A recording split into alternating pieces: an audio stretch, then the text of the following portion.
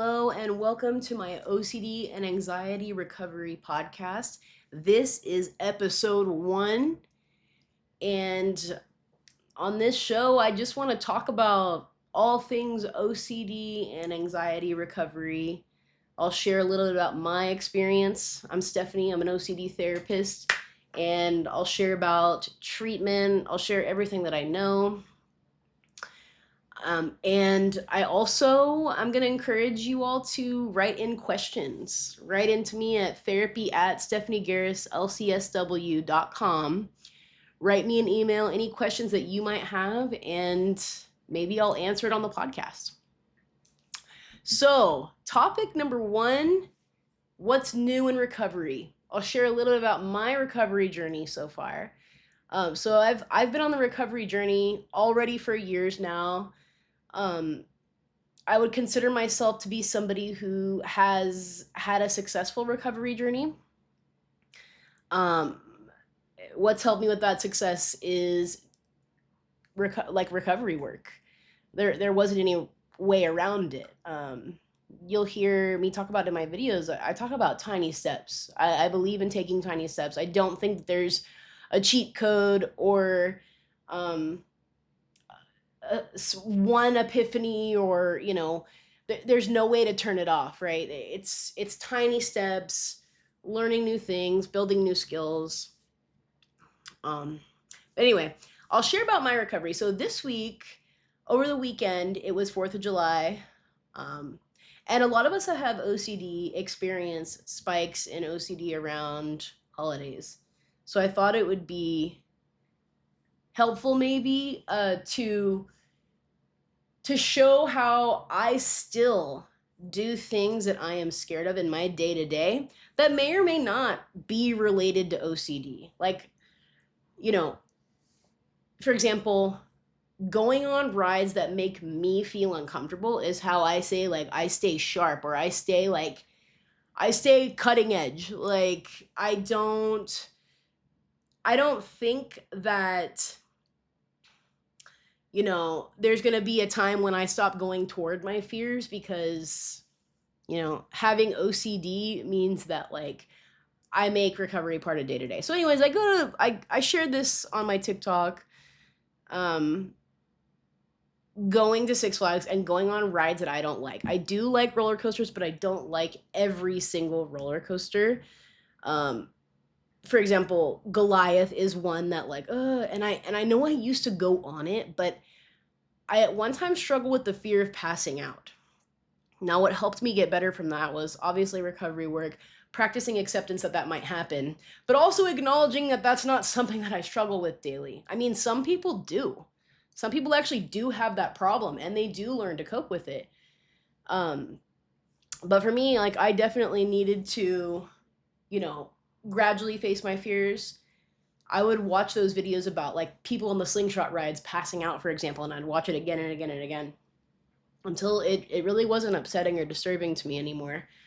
And even still, getting my blood drawn, that's a difficult one, because you can't repeat that exposure, but I still will go into it knowing, what, I might get triggered, this might be upsetting to me, and guess what, I might pass out. I have one time.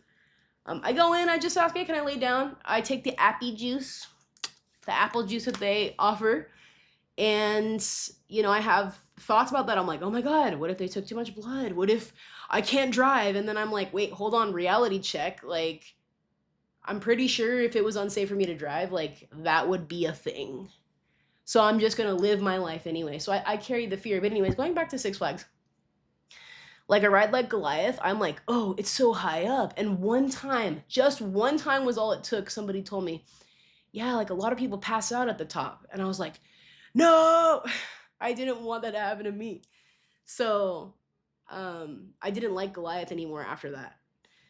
So I went to Six Flags, and I purposely went on Goliath, and I shared it because I want to show people, like, look at me, I am tolerating fear, right? Like, of course, I've had, like, pretty much every OCD theme under the sun, especially pure OCD.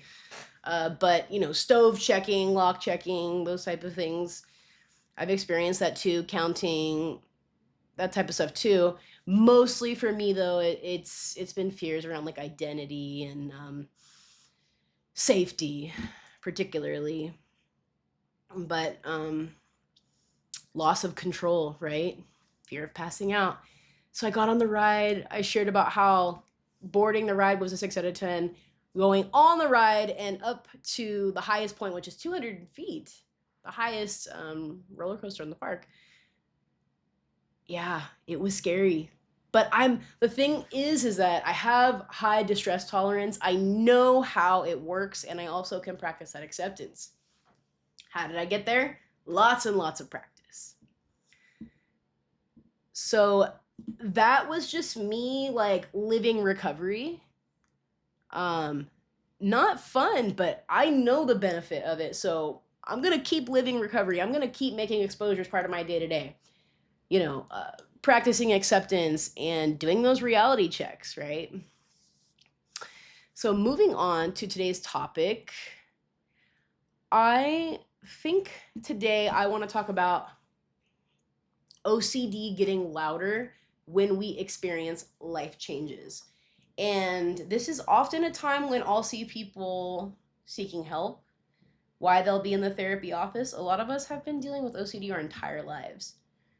Many of us seek help when we get really hit with like some severe OCD after a stressful life event, which that's another topic on its own. But certainly we can experience louder OCD when we're making a big change. We're getting married, we're moving, got a new job. Those are, positive things. Could be positive, right? Positive, or even a negative, stressful situation, a crisis, things changing, maybe a loss of a loved one, end of a relationship, an important relationship. That is going to spike OCD. Why? Big change, unfamiliar, feeling like we are lacking certainty, predictability. The OCD gremlin, as I call it, right? Like, we are not our OCD. The OCD is part of us. And our OCD it lives in our hyperactive amygdala, right? So that part of us is scanning and looking and staying on alert. As, painful or scary as it can be, that little part of us, like, wants to keep us safe. It's just a misguided little troll that wants to keep us safe. And it ends up not being very helpful. Not that it's all bad. It's not all bad. Like we talk often about, the perks of OCD, if you want to call it that. Like, a lot of us, I mean, let's call it what it is. Like, we can tend to be really hardworking. We can tend to be detail oriented. We, can be particular, which kind of works out for us. I mean, we get a lot of praise for workaholism and sometimes for perfectionism, as difficult and as stressful as that can be on us. But anyways, going back to the topic, the changes, right? Think back on your life, on moments where like significant changes took place, and see if you can recall if the OCD got louder for you. For many of us, it does. And I always say that when there's a disruption in homeostasis, that's when the OCD really comes out and is like, whoa, whoa, whoa, whoa, whoa, you can't handle this. Like, this is too much. Like, we need to go back. We need to go back to familiar. Thing is that, I mean, and this is what makes OCD so impractical, is that, I mean, things are constantly changing. Yet, the OCD wants to cling to what it knows. It wants the homeostasis, right? And so that's why part of the OCD recovery journey is, getting the flexibility, learning to move, because with the OCD, it's so rigid, right? It's one or the other. It's very black and white. And a lot of people tend to see that when we do the disputing irrational belief exercises, the downward arrow technique as well. We're going to see, like, there's a lot of words in there like failure, misery, depression, die, hopeless. Like, and we circle all those words. We circle all the black and white rigid words and the labeling, right? The names, stupid, failure, like pervert, creep, whatever, right? Like these labels, right? Crazy, all of it. These labels and these words are meant to be critical, and they are not facts. They're opinions, and they're unhelpful opinions. Um, but anyways, so going back to what we were talking about, if we are coming up on a life change, we can recognize, when you know your OCD is going to get loud, that's good information, right? Like if you can recognize, and you're not going to get hit upside the head with it, you're going to be like, there's my OCD, right? Maybe you've named your OCD gremlin. Sometimes my OCD gremlin's name is Jerry. Sometimes it's Josie. That's just, I recognize when the OCD is present, right? The OCD is not me, and the OCD is not you. This is a part of you, right? So if you are coming up on a big life change, or you're dealing with a life change that you couldn't predict, and your OCD is loud, know that it is trying to get your attention, to get you to regain a sense of control. In the recovery journey, we learn that like we're not actually regaining control, but it's this sort of it's this idea, right? It's this like sense, okay, like I am in control, even if we're not actually, right? The truth is that we don't have a lot of control. We have some, but in the grand scheme of things, like not a lot. And that's just how it is. That's not anything that we can like actually fix, right? But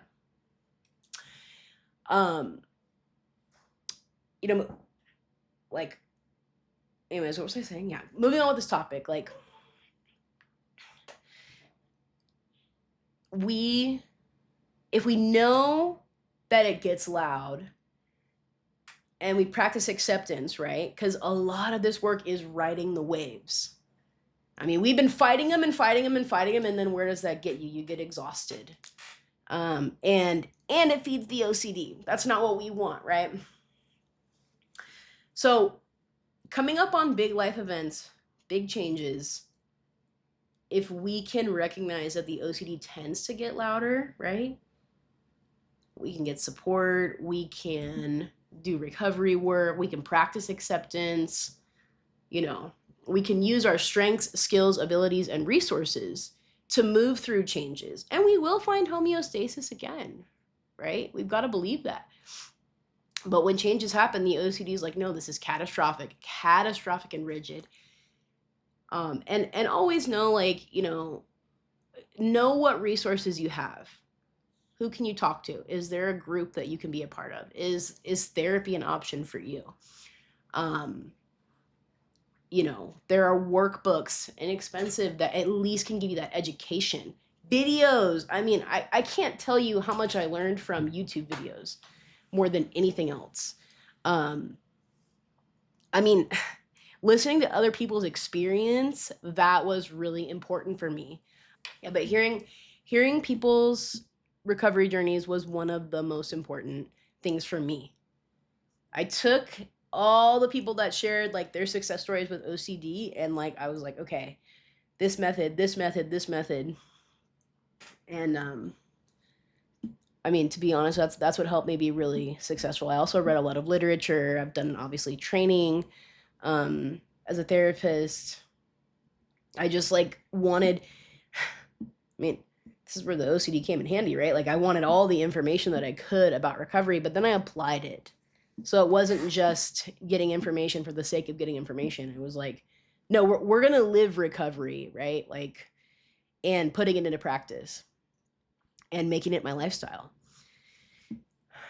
And that's what I teach people to do, right? Like I teach people how to make recovery a lifestyle. And once you get over like the fear of starting, and you get those skills and you get that confidence of like, okay. Like I could do it. I see, like, once you just get your foot in the door, like that gives you so much more hope, and it gives you the confidence, right? It's not all of the work, but it's the foundation that you need to be successful. So now that's the topic for today. Little bit of information there for you. If there is a topic that you want me to cover that's been on your mind, of course, write to me, therapy@stephaniegarrislcsw.com. Submit your questions, submit your topic ideas, anything that you want me to expand more on. Okay, moving on. So I'm gonna answer this question. What do I wish people understood about the OCD and anxiety recovery journey? And the answer to that is, I wish people understood that it's small steps. Eventually, they do come to know that, but a lot of us are really struggling in the beginning of recovery because we want an answer. We want to see results right away. That's how we operate with OCD. We're rigid. We want like on off. I'm doing this correctly. I need a sign that I'm doing this right. And as we keep trucking on the OCD recovery journey, we start to see and I think, I wish people knew this sooner, but the thing is that this is part of the journey. We're going from black and white, all or nothing, right and wrong, to I'm learning. I'm taking steps. I'm trying things, right? There isn't always a right or wrong answer, especially, right? Like I'm always saying, life is a poem. OCD wants to turn it into a math problem. It's moving, it's fluid, it has multiple meanings and messages, and we can take different perspectives. But OCD is like, nope, it needs to be a math problem. I want certainty. I want the answer right now. And it's like, in the recovery journey, as I see it, and as I try to teach other people, we are learning to do things in small steps and do things in gradually rather than on, off, all, nothing, good, bad, right, wrong. We're getting out of the dual, rigid, black and white style thinking that has been so stressful for so long, right? The recovery journey invites multiple perspectives, acceptance. You fall off the horse, you're not bad. Let's get back up. Let's get back on. If it keeps happening, okay, what's going on here? Right? Let's keep trying. But OCD will, as you're trying to learn something, it'll say, oh, you're a failure. You did it wrong. This wasn't good enough. You're never going to ride the horse. And it's like, dude, no, we're done with all that narrative. None of that is helpful in any way. So to answer this question, I want to say, I wish people knew that it's tiny steps and that every tiny step adds up and that we're building skills. There is no right, wrong, good, bad. There is no easy answer. There's no simple answer. And that's actually a positive thing, right? Like things are really nuanced and gray.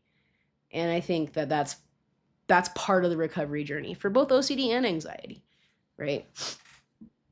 Okay, so moving on. Now,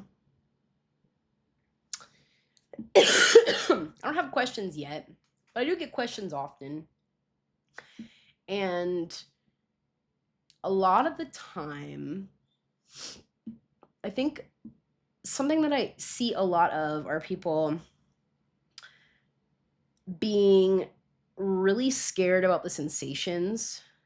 And I've talked about this a lot, that like, it's the terror and responsibility. It's this sort of fear that we can't handle the feelings, or that if we don't control the feelings, we're going to lose control. I mean, underneath all of like our OCD themes, it's the terror of the sensations that we're experiencing, which a lot of the time is anxiety, right? So, the theme that we have, or the intrusive thoughts that we're having, become the mission, right? I need to get rid of these. I need to prove these wrong. I need to make it go away, right? Or even with physical compulsions, right? There is an idea there. Oh, I'm filthy. I'm dirty. I'm in danger. I'm going to get sick. I'm going to hurt other people with my illness or whatever. There is like an idea there that's disturbing and upsetting and distressing that we want to make go away. We want to prove it wrong. We want to prove it untrue. Unfortunately, as we know, that's compulsive, and then it's going to make it worse. It makes the OCD louder. We're training our amygdalas. Keep sending this, please. Keep sending this, please. Right? Like, it's not helpful. So something that people talk about is like the feeling of it being real. And what I want to say about that today is Distress tolerance is a skill that we build to learn. It's a body, like it's a body experience to learn that like we can experience like really intense distress and we can just experience that, and it sucks, right? But we've already done it. We've done it and we keep doing it. But our strategy isn't helpful, right? Because we'll experience the distress, but the goal is to turn it off. And it's like we kind of want to just let it do what it's going to do. Because you have got to see through experience. I can't tell you this, right? No one could have told me this on the recovery journey. You need to see for yourself. Your body needs to learn this, right? It is an experience. You get hit with a trigger and we ride the trigger. And with ERP, obviously we're starting really small and we're working our way up, right? But sometimes you're going to get hit with a trigger just from living, because that's just the way it is, right? You can't control whether or not you have a trigger. Like we can do controlled exposures, of course, but like we can't stop triggers. But the strategy is I need to stop this trigger. So I think I just wanted to make a comment about like I think I wanted to excuse me. I think I wanted to make a comment about the realness factor, the extreme distress that we can experience, and how that is a skill to build, right? Like this idea that the OCD at all was doing anything to like stop us from losing control, like no. Like that's totally it feels like that, and I understand that, but in the recovery journey we learn like no, the OCD has not been doing anything to actually keep us safer, and many times like it's making it worse, right? But it doesn't feel like that in the moment. In the moment we're just sometimes feeling desperate and just like wanting to feel more normal again, and that's understandable because none of us has to have OCD, right? So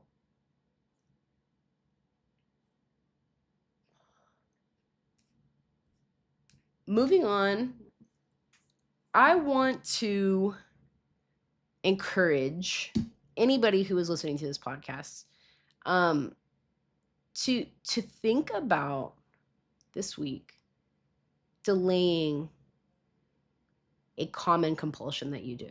Maybe it's reassurance, right? Do you seek reassurance? Right? Like when we are relying on an outside source or even ourselves, right? Right? Like, but it's not coming from a place of confidence. It's coming from a place of what's the word that I want to use for that? It's coming from a place of desperation. So when we're seeking reassurance, we're desperate. But in recovery, we're learning to be confident, right? Confident that we can accept reality, confident that we can handle different thoughts and feelings, and also confident that thoughts and feelings by themselves don't make them true, right? Just because we're really thinking it or feeling it doesn't mean that it's true or real. So there's confidence there. So when we're seeking reassurance, obviously that's feeding the OCD, that makes it more powerful. We definitely want to reduce that. We talked about taking tiny steps. So I want you to think of a few ways, maybe even just start with one, where you can start to delay the reassurance. And start with just 5 minutes, because what that will do, I know that it seems like, well, I'm just going to do it anyway, so who cares? No, you want to build that distress tolerance skill. And we're also kind of driving a wedge so that when the OCD demands, go get the certainty that we're looking for, certainty, which doesn't actually exist, right? Go get the certainty that we're looking for. If you can put a little wedge in there, right, between when you do the reassurance seeking, and when the OCD demands it, you are building distress tolerance, and we're also creating a little bit of a habit that we are not immediately responding to the OCD, which is powerful. And that's a buildable skill, right? So remember, we're tiny steppers, right? On the OCD recovery journey, we are going to start small, manageable, right? And that's again what we're learning, right? Small and gradual versus figure it all out right now. That's not practical and that's not sustainable, right? So that's my challenge to you for this week. And one hopeful thought I want to leave you with is that recovery is not about never having scary thoughts again. That is not what recovery is. We cannot choose what thoughts we think. I don't care if you got OCD or anxiety or if you don't, you can't really always choose what you're thinking. Everybody has intrusive thoughts. Instead, we are learning to build skills to recognize that reality, that not every thought needs a lot of attention. And we don't need to qualify every single thought or feeling that we have. And interestingly, the more that we practice that, the less we get bothered by it. And sometimes even the less frequently we have them. But I mean, our goal needs to be what we can control, not an outcome, right? Oh, I want to stop having scary thoughts. We can't control that. What we can control is your reaction to them. And we can do that in small doses, right? Like how we talked about, taking small steps. So if you liked my podcast, if this episode helped you in any way, please subscribe, leave a comment, write to me, write to my email, therapy@stephaniegarrislcsw.com. Send me your questions, send me topic ideas that you want me to cover. And until next time, keep choosing your values and your goals over your fears. Have a good night.